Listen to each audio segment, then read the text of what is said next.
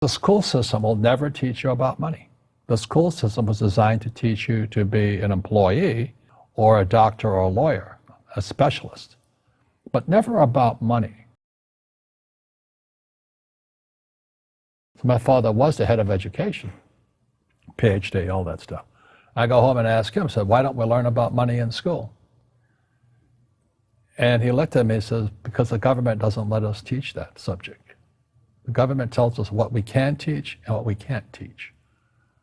And I thought that was strange. And I said, but aren't we going to school to learn about money? He says, no, your job is to get a job. Poverty is passed on. It's taught in your families. And middle class is taught in families. And so the people right now who are sitting at home, who are struggling financially or worried about money or unhappy, they may be making a lot of money, but unhappy with what they're doing, it was probably taught to you. You know, your superego was taught, get a job, work hard, or you'll never be rich, or the rich are evil, or whatever. And until you change your mindset, Correct. Money won't help you, right? Correct. And we see that with people that win the lottery, people that make more money, they still have the same problem. Right. Because they have that poor man's soul. Correct. If you're poor, you'll always be poor. That's really hard for people to understand. Yeah, the money will disappear that fast. Just like most pro athletes, you know, they make millions of dollars, and what 65% are bankrupt 5 years later. It's because they come from poor families. Now you tell them that, they get very angry at you. It's the rich fault. You know, it's you guys ripped me off and government ripped me off. But unfortunately, what Mr. Lipton was saying, it's passed down genetically. The moment I pay you, you think like an employee. That's the trap. Entrepreneurs work for free. The moment you accept a paycheck, your brain goes dead. As long as you're hungry, you'll think. You see people say, well, why don't you give the poor money? So the only problem with that is it just creates more poor people. Give a man a fish, he fishes for the day, or eats for the day. Yeah, you give a man a fish, you get a lot of people who want more fish, you know? But you teach them to fish. But you are the Robin Hood of knowledge, because I see you giving this knowledge out, and yeah. Do the rich people cringe and say, don't tell them that, Robin? Yes. Don't tell people what you know. Right. Keep them poor. The poor will always be amongst us, because it starts up here. It's in their words, you know, and the words become flesh. But when they say, I can't afford it or I can't do that, they go down. They become what they say. And I made so many people, I can't afford it. You think I'm made of money? My PhD dad, he says, what do you think I am, made of money? I can't afford that. And my rich dad would say, that's why he's poor. Poor people say, I can't afford it, I can't do that, I don't have time. Because it's an escape.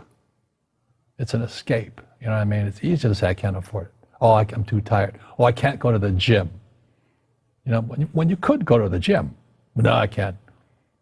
Truth is, I'm just too lazy to go to the gym. And you play it safe, and you don't introduce new Correct. risks into your life. And right. so I have job security. Right. And your rich dad used to say what instead of, I can't afford it? How can I afford it?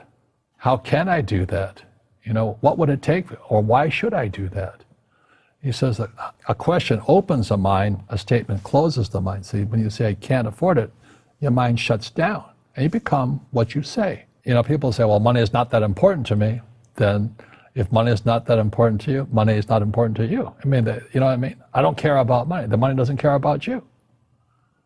You know, the word does become flesh. Right. Or I'll never be rich. Or the favorite one is the rich are greedy. It's the poor that are greedy. You know, if you think about it, because to be rich, you have to give something.